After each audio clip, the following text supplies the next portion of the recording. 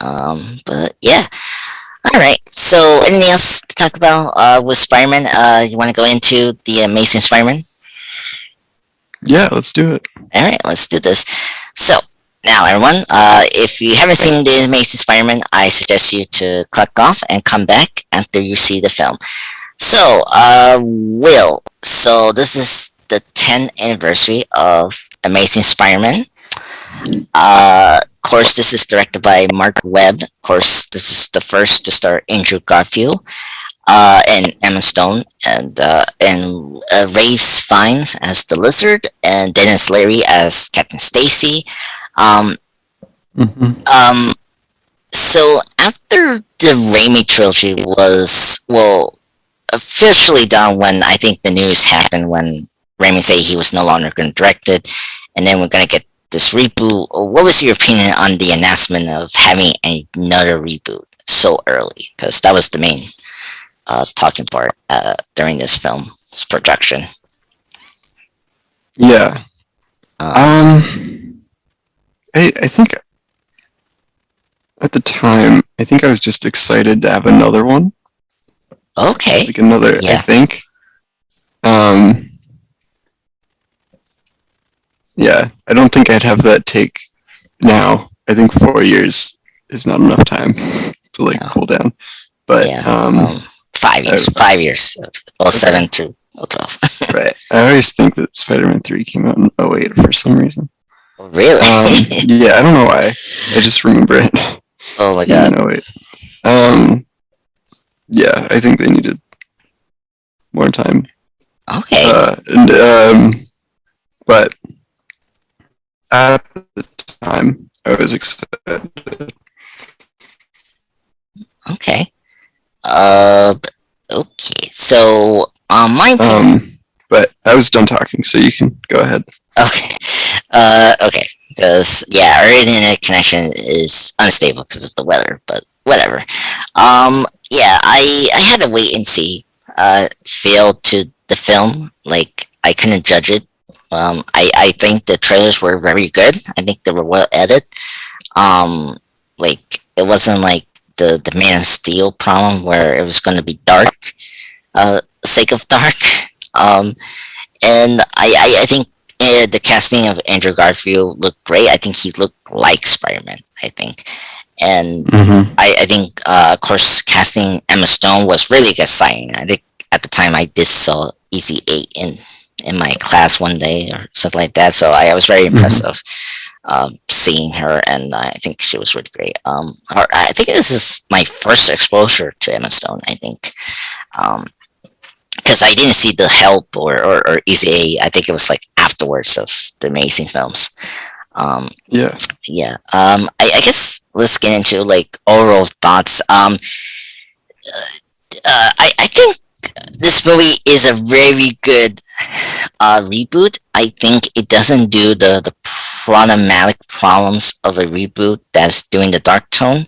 I think this movie like understands Spider-Man as a character, and like understands the moral code and like value of what Spider-Man is to people, and like the comic book fans, and like they do that very successfully.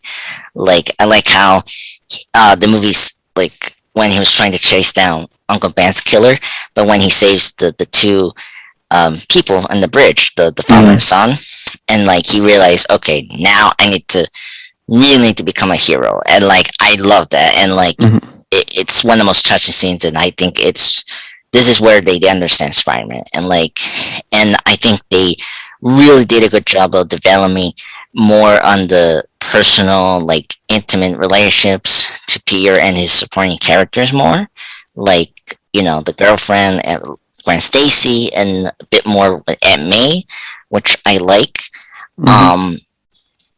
The grounded and personal stuff is the best part of the film. The worst part for me in this film is the comic book stuff, like the Lizard thing, the whole conspiracy with.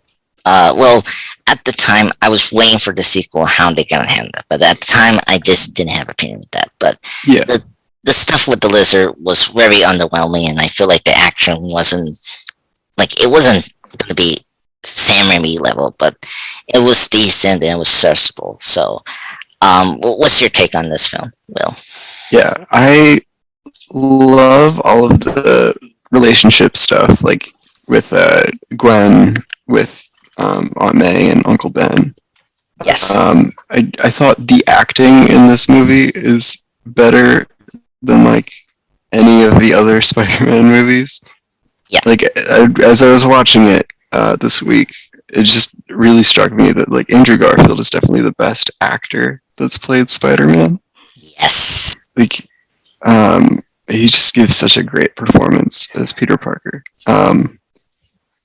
But yeah, no, I agree that like there are aspects of the plot that just don't work at all, and it's all the stuff with his dad, And Oscorp. and it's everything that was like everything that was like, building toward the sequel was bad, which I should have recognized at the time as a bad sign. But but I loved everything else. Like I actually liked the lizard a lot in this movie. Very intriguing. I'd like to talk more about that. Yeah, I agree with what you said earlier about him like suffering in this movie because his family wasn't involved. But I liked the relationship that he had with Peter, and I liked his motivation of like wanting to regrow his limb, and then like after he became the lizard and like went a little crazy, wanting to like give that kind of like strength to everyone, like have like heal everyone by turning into a lizard, which is ridiculous. And, be the like apex predator, like in that line. Yeah, like the next revolution, next stage of human stuff. Yeah, like his goal was still to help humanity. He just wanted to help them by turning them into lizards, which is so dumb. Oh, but, like in a fun way. Yeah. It's true. You mentioned the peer relationship. Yes, I do agree on that part. I like the moments when he's talking to Peer. I like how he knew Peer's father. I think that was like interesting angle to take the lizard, and I kind of wish we did more with that. Honestly, and I didn't mind. I mean, you mentioned the lizard turning people thing. Yeah, that's true. I mean, he did that well.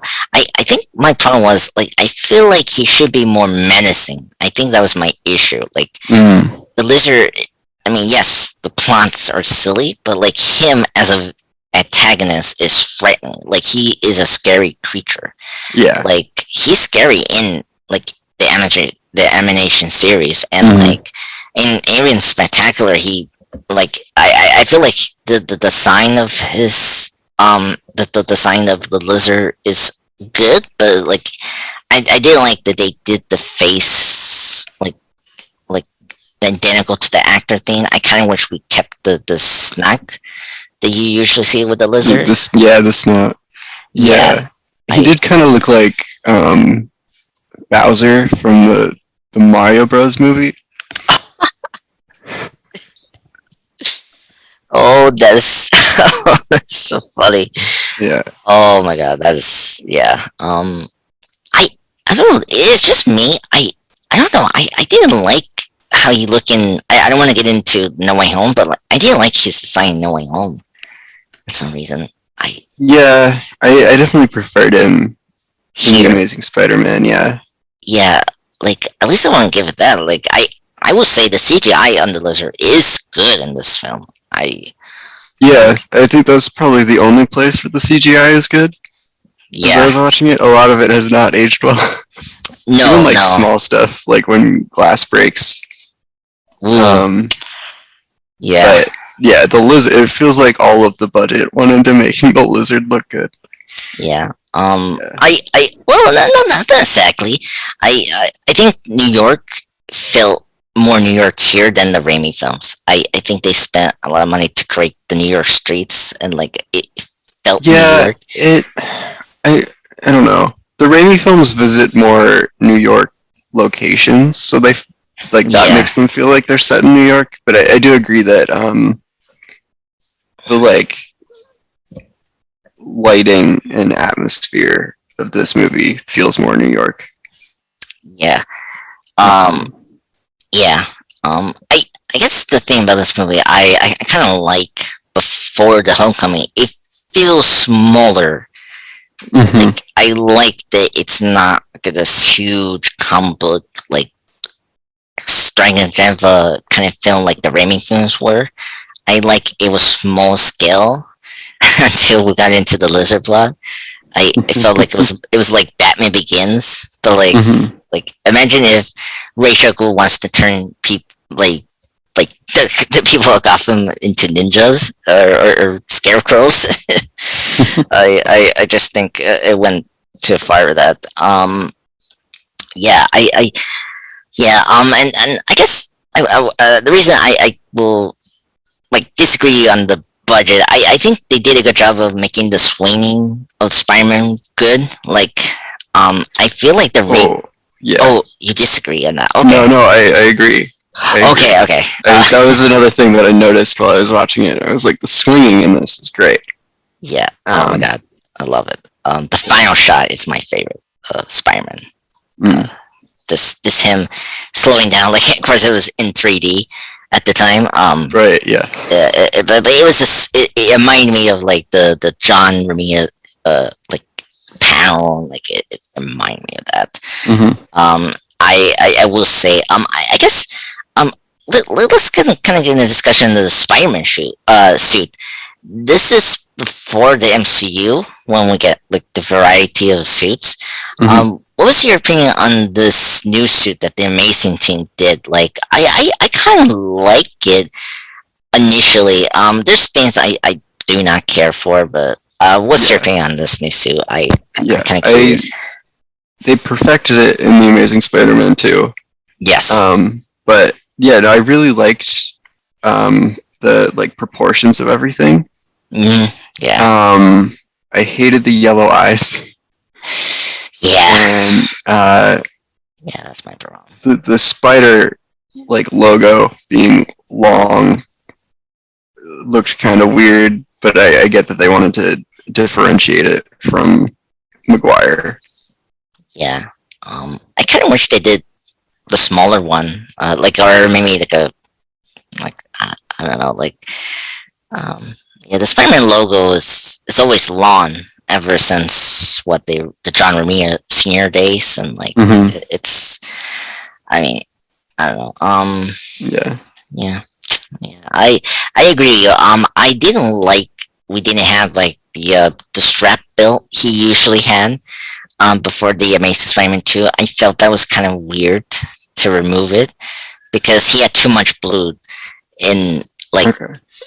uh underneath. I feel Mm. like it's that. I like the texture of like the suit. Like it looked like a spanked like suit, but Hmm. it looked too much like a basketball kind of look to it, and I don't know.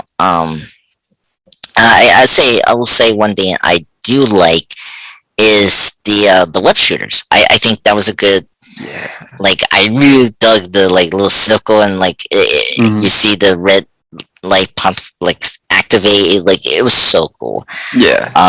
It was a big deal to see the web shooters finally, and like oh my god, it was like oh my god in heaven. And I like that Andrew was skinny too. Like that was another good thing. Like you saw the potential when we ever got like a comic accurate Spider-Man suit. You know, later down Hmm. the road, of course we did, and two with Andrew. He looked great, and I think Andrew looked the most physical right Spider-Man before Holland came Hmm. around, and I because I think Holland is like he's like the perfect physical fit as Spider-Man. Like he's Yeah. like a Spider image, but I think Andrew was like the most fit. Andrew is also Yeah. Yeah. Let's get into Andrew. I will say you mentioned for you said before Andrew is the best actor playing Spider-Man. I think he's my personal favorite Spider-Man actor. Just he's like the Hugh Jackman, Robert Downey Jr. level of like he cares about the character. I love his San Diego Comic-Con appearance he did. Oh my god, one of the most iconic things. And the best way to announce your actor. Well, he was announced before, but like be introduced to the whole world is great. And I just was so sad we didn't get more of him. Me too. Before No Way Home. But he was the best thing about No Way Home. He was my favorite. Definitely a standout. Oh my god, I love Andrew in this film. I mean, he just like his emotions was great when when Ben did his like version of responsibility speech. I love his counter attack of like where's my dad here, like that scene makes it better. Like, oh my god. Yeah, and it's really his performance that makes that scene. Yes. Oh my god. He's so great. Is he your number one? Like, I try to remember. Was it Holland number one for you when we did No Way Home podcast, right? Like, yeah, I think it's okay. In terms of like acting ability, I think it's Andrew Garfield. Yes, I agree. But as like an adaptation of the character, I would say Holland. But like Garfield's a close second. Yeah. Yeah. Okay. I agreed. It's tough. I think I like Andrew more because his writing feels more Spider-Man than Holland. Like I don't want to get too much of the. We discussed it in the 60th anniversary talk, but Andrew still feels like the comic book Spider-Man, and like everything is there. Like Ben is there, the responsibility is there, but it's different, of course, but it's fine for me. May's there. Gwen, we have a comic book character love interest, we know. Then this very radical, like, version of a character we know, like, I'm talking about MJ, Michelle Jones, and the Holland films. I think Andrew is one step ahead of Holland for me because he's more comic accurate character, but also they're contemporary also, and it's actually well done compared to any reboot. I would say I like this version of Gwen Stacy. I don't know. At the time I didn't know Gwen was a scientist or that. I think it was good to make her a scientist here to fit with Andrew's peer, because we were dealing more the scientific stuff of Spider-Man, which I appreciate about this reboot, and I think they nailed it well. What do you think? Yeah, no, I agree, and I think it gave her like more of a role in the film, and it gave her more like agency. Like she actually had things to do that would affect the plot.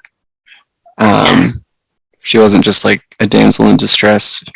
She was actually like doing things and helping. She's great. Let's get into Gwen Stacy. Yeah, she's great. Another thing they do well with her was she understands the role. I like that we kept the police stuff from her background from the comics. I like that we introduced Captain Stacy. Well, again, both of these characters first appear in Spider-Man 3, weirdly. I forgot about that. I was like, wait a minute, this is the first time. No, Stacy popped up in Spider-Man 3 as well. Weirdly. Anyway, I think it was good to, make the importance that, Gwen knows the danger she's up to. Like, she knows that already with her father being the captain and the police and stuff. I really appreciate that. I like Yeah, and I like how she's proactive and like she's not this very selfish, pardon my French bitch. Sometimes like that how Kristen Dunst's version of Mary J was in the Raimi trilogy, which I did not like. And I appreciate she was an understanding person. And like I like how she and Pierre had the same like they had like the same ticks and like passion that they had in science and stuff like that. That all worked very well.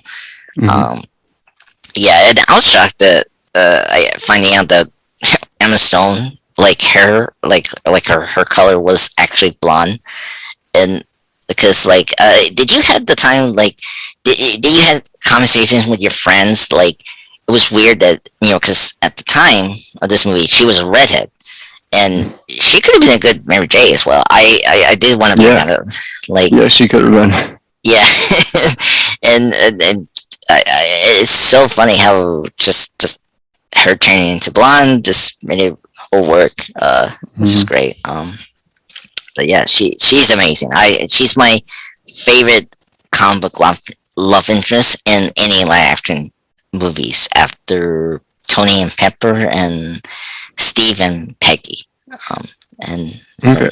yeah, Yeah, I think she um, might be my favorite. I've never yeah, thought about it before, but yeah. It's far in there's like few in between, unfortunately. mm-hmm. Yeah. But yeah. And then what's your opinion on Captain Stacy? He got more a bigger role here than Spider-Man 3, of course. Yeah, Um, did you I like do you like yeah, Denis Leary? I do. Denis Leary was great. Um, yeah, I don't know. I liked his like relationship with Gwen, his relationship with Peter. I would have liked to have seen more of him. Yeah. Um, I wish we didn't kill him off. I Yeah. because Stacy's very like important character during the Civil Age of the Spider-Man run, and Mm-hmm. then and also in Spectacular. But I think killing off made sense. I didn't like the stuff they did with him in Amazing Spider-Man 2, like the ghosts of Stacy and all that. Mm-hmm. Um, but that's just me, maybe. But Yeah, and there's very little about the Amazing Spider-Man 2 that I like. So yeah, yeah. yeah, yeah, that's true. Okay. What else we have to mention? Oh, I guess one thing I did like. I liked about this film. It felt more comic book, like we're borrowing various things from the Spider-Man lore than the. I like that this reboot continue what I like about the Raimi trilogy was borrowing a couple of things from the lore of Spider-Man from comics and medium. I like that they took the spectacular Spider-Man way of like having like Norman or like the Oscar be the one that creating the villains.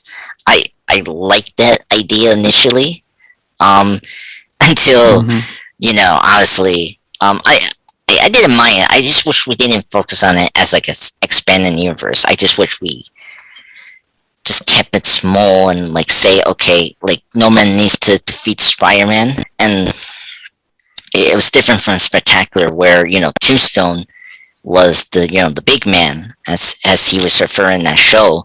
He was trying to distract Spider-Man with the bigger villains so that his small crew can steal and get the profits he was trying to do. Mm-hmm. Here I like the idea of like Oscorp making the villains of Spider-Man's Rose Gallery. What you thought about that? Like it was a good way to be efficient.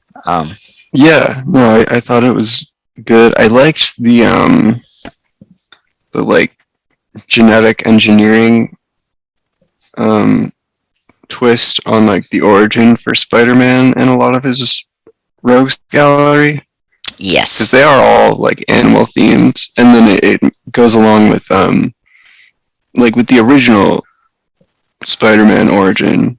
It was like a radioactive spider because radioactivity was like the big Thing. fear of the time.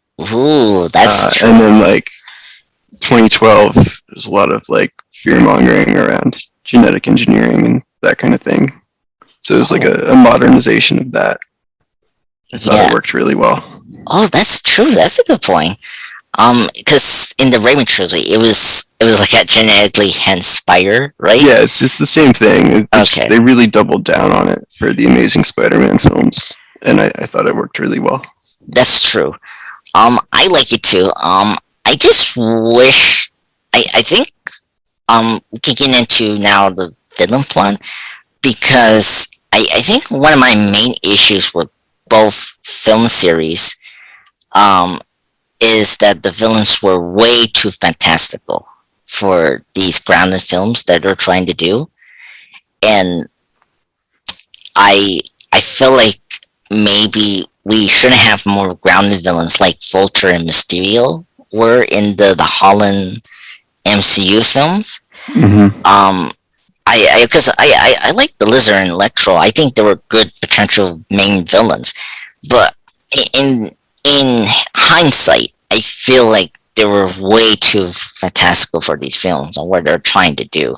I feel like Yeah. I kind of wish we had Craven or the Chameleon as villains for these films. I think made it more sense.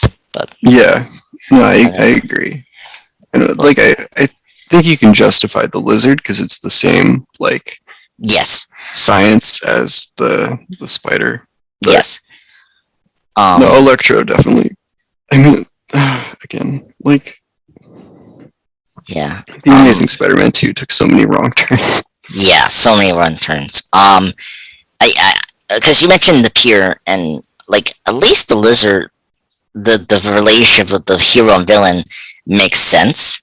Mm-hmm. And it is with the hero where the electro thing is not even connected to Spider-Man. Like he's like a very undeveloped character. Like he doesn't know Peter. Like we're doing more with the Harry and Peter stuff in the Amazing Spider-Man too. Right. And Which, again, just and another afterthought is like why we need Harry in this film? It's just why do we need to do that again? We already did that. yeah, exactly. Um, oh my god. So we got okay, what we're talking about? Will remind me again. Uh, Harry. Harry. Oh, yeah. Let's get into the. I think that's good to lead into the conversation of leading into familiar territories to the Raimi films and to this film.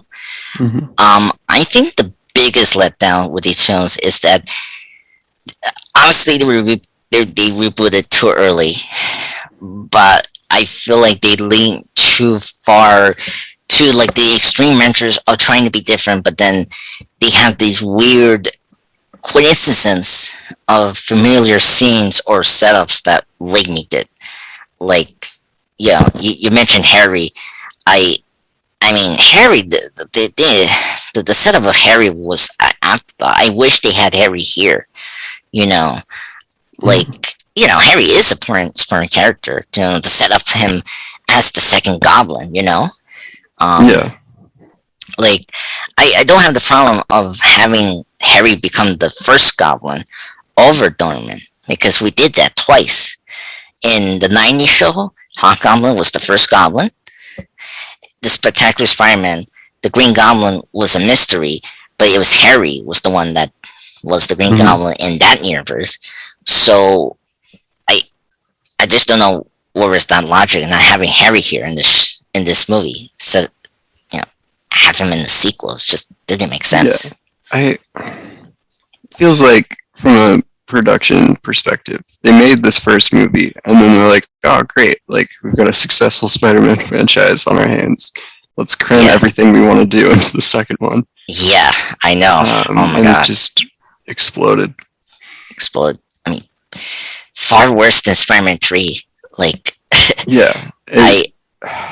Oh my god. Like at least for Spider-Man 3, I don't know how you rank your films. It's always a toss-up, which is the worst. But at least Spider-Man 3 is a Raimi film. Like it still feels like the first two, but it just has less focus. It's not tightly written like those Yeah. films are. No, And I definitely always put Amazing Spider-Man 2 at the bottom. I should do that because I don't know. Maybe it's because the music for Hans Zimmer with the electro, just like I enjoy that more. Yeah. But yeah, oh god. And then I guess another one that was like why do we need like Peter do the wall walking again, like him discovering his power, like like he did when like when Parker leaves from school after having that fight with Flash Mm-hmm. and stuff. Yeah, I actually have Amazing Spider-Man 2 as my 10 bottom list. Okay, so I'm happy about that. Anyway, but yeah, I that was weird. And then what was the other familiar one that like was similar to like him waking up very disoriented, like was similar to Mm-hmm. Raimi's film. So I'm blanking on what other ones that were like like similar to the first film in The Amazing. I trying to figure out. So the civilians helping out Spider-Man. That was like very much Raimi. Yeah. Like the Mm-hmm. cranes and like Yeah. Spider-Man had like it was kind of similar to Raimi's first two Spider-Man films. Um, Yeah. yeah. I So don't think it was done as well as the Raimi movies. oh really? I don't know. I Yeah. I kind of prefer this because it was the same person that he saved. Like we knew him. Yeah, I like that. I don't know. All the cranes being perfectly lined up Yeah. is kind of convenient. Yeah. It was goofy. I mean, Yeah, it feels really like cheesy in a way that the rest of the movie didn't. yeah, I know. Yeah. I guess quick question. Do you think the dark tone was maybe unnecessary, or you think it was actually at least a good attempt to it compared to some other superhero reboots? Like I feel this was handled better than Man of Steel or Fantastic. Yeah. No, I definitely think it was handled better. I think it helped differentiate it from the Raimi movies. I just wish they had been a little more consistent with it. Yes, I agree on that. But yeah, yeah, I wish so. Yeah, because at least this one was not like mean spirited like Man of Steel. Yeah. I feel like the Man of Steel was way too dark. It was way cynical, and I hate when film like the creators or the people that involved the film are saying these positive and like special in a special things to this character that we care about, like Superman. But that's not what I seen in the movie at all. And like I don't mind Man of Steel. I'm not like the Man of Steel hater, but like I disagree with what they say sometimes when they're talking about the film. And then here, I think the creators did a really good job of like they were very consistent with what was going on in the film, and that was good. The stuff with the lesser stuff is like it's up to you if you accept the silliness of that, you know. But yeah, I think that's good. What do you thought about the action? I mean, It was okay. There's one scene where he's fighting the lizard at Midtown Science High. yes, I like that fight scene a lot. yes. One One of the best. Other than that, one of the best Stanley cameos. Oh yeah, That a good one. Oh my god, just seeing the lizard versus Spider-Man, and then while he's like cleaning the library. Oh my god, that was so hilarious. Oh my god, it was like my favorite after his cameo in Thor. Yeah. Yeah. With the truck. Yeah, it's like, did I get it, guys? That was so funny. Oh my god. Stanley, I love him. Hmm. Yeah. The Midnight Height was really great. It reminded me of the issue with Sandman when he attacked Peter in the school. So Hmm. I kind of like how they did it, but they did it with the lizard. Oh, and speaking of coolness, I like when he came out from whatever bathroom. Uh, he had the coat, the white coat. That's another thing Yeah.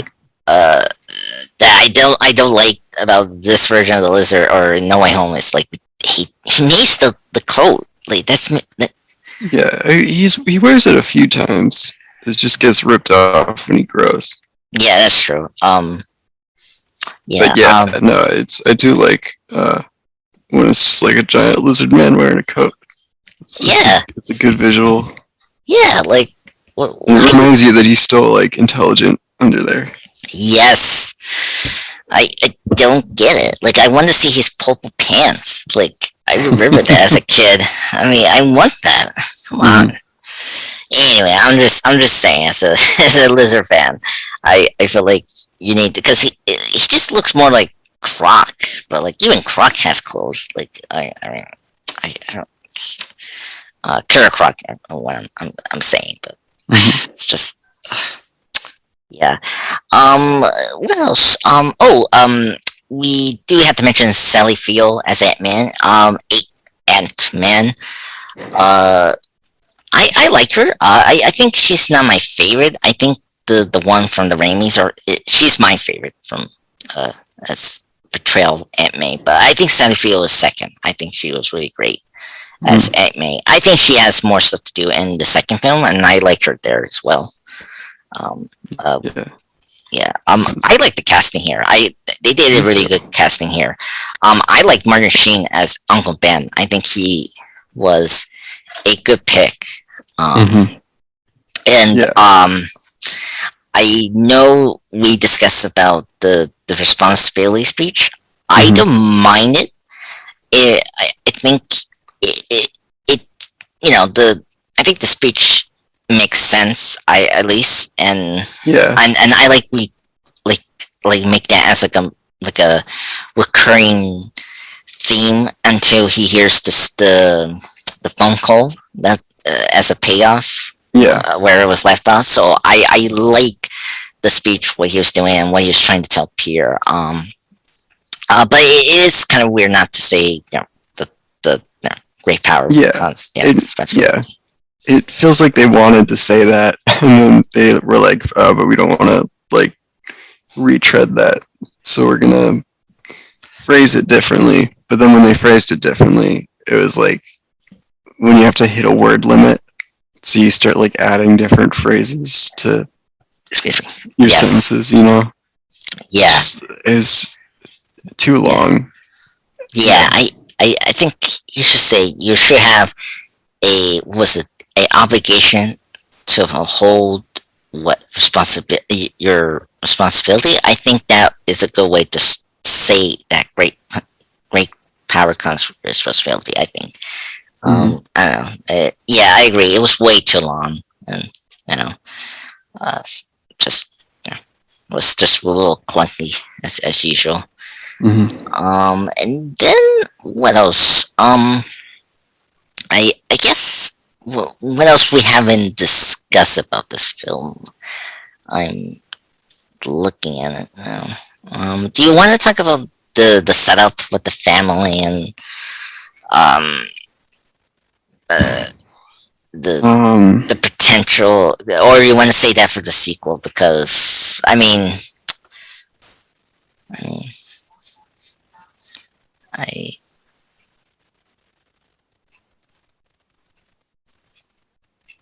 because we can talk about it a little bit. yeah. So because I personally, for me, I think the way they did it here was, I think, good enough, but the sequel took it too far. I think in a very just unbelievable returns. I don't mind what Amazing Spider-Man 2, like the Amazing Spider-Man 2 did, where okay, Richard Parker was trying to help, Norman to be cured, but then he didn't know it was going to be used for what, military purposes, right? As stated. That's not a bad idea, and but I kind of wish we maybe develop more of like the friendship that Richard and Norman has, and palliate it to the sons they have, Peter and Harry. But because how Amazing Spider-Man 2 is, you mentioned before, they cram them so much stuff there.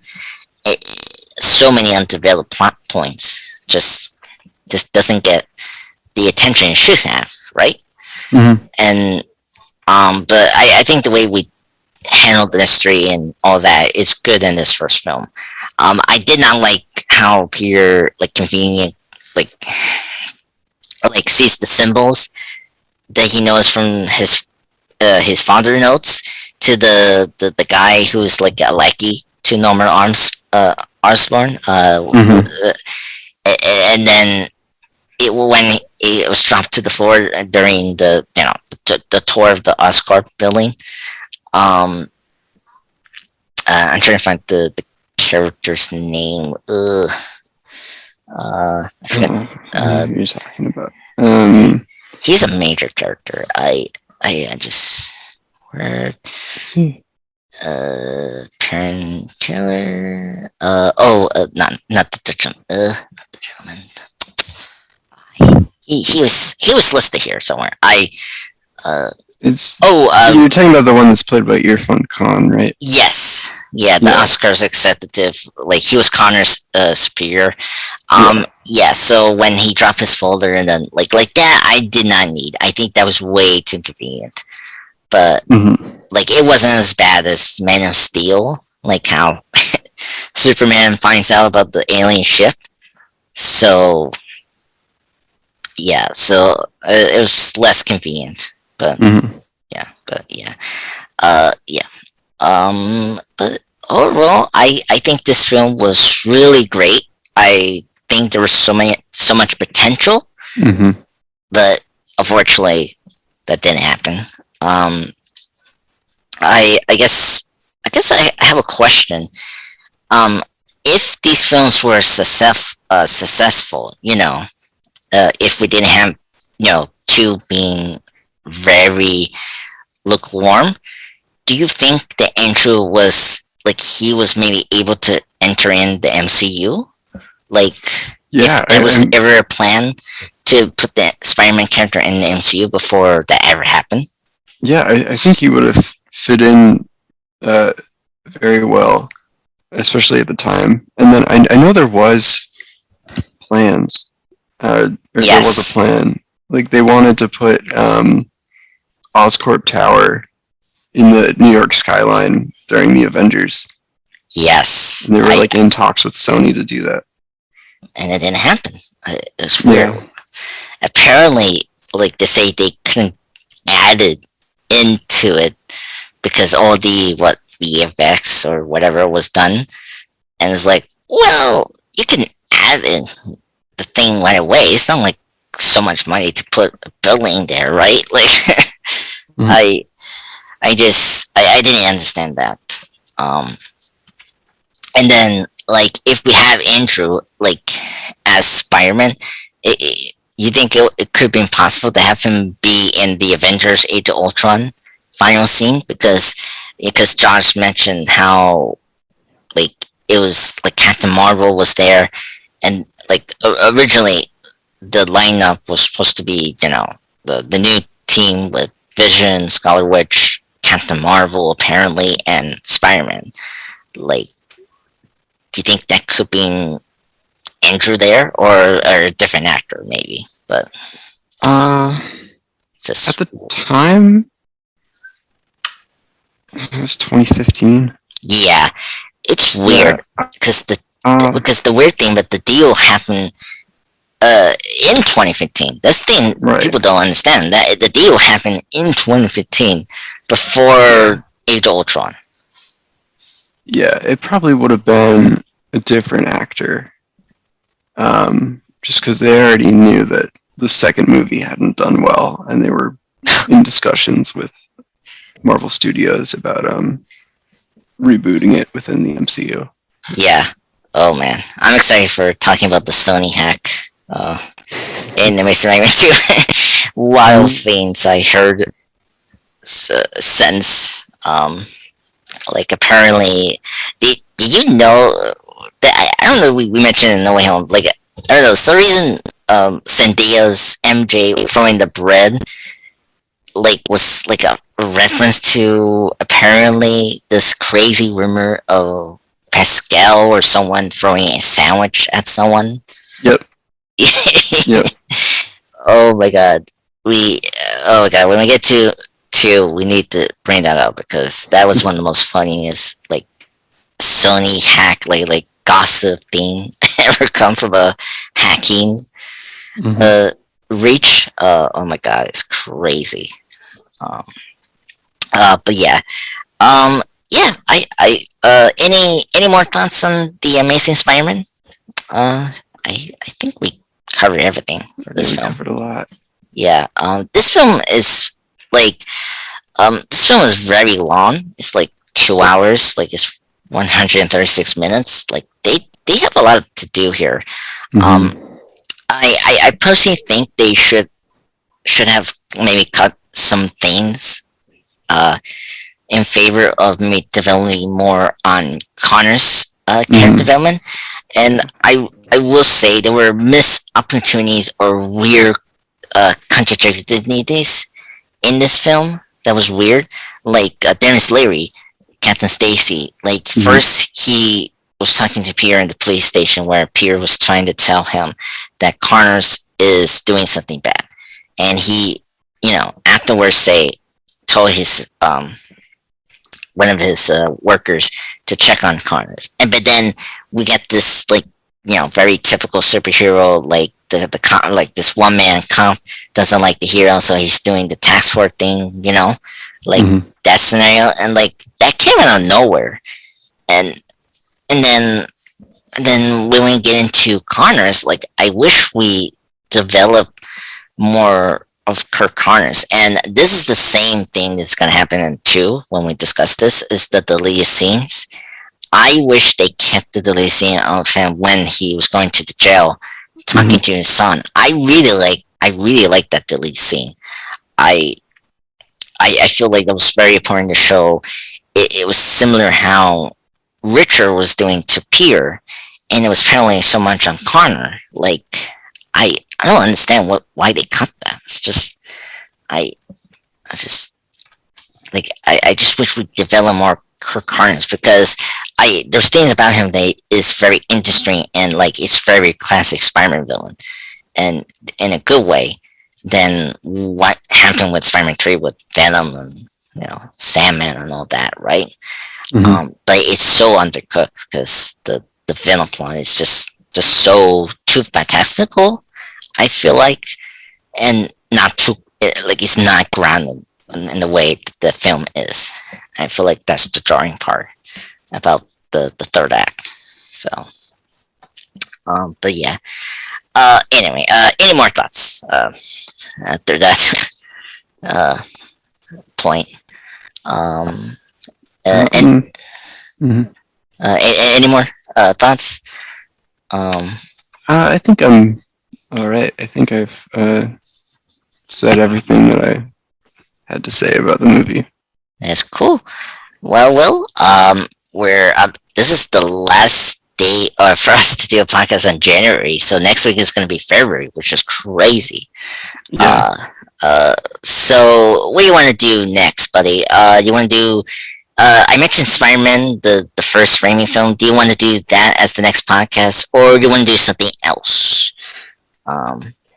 We could do the Raimi movie. Okay, let's do that. Because it's the 60th anniversary, so we can do one more talk on Spider-Man. Yeah.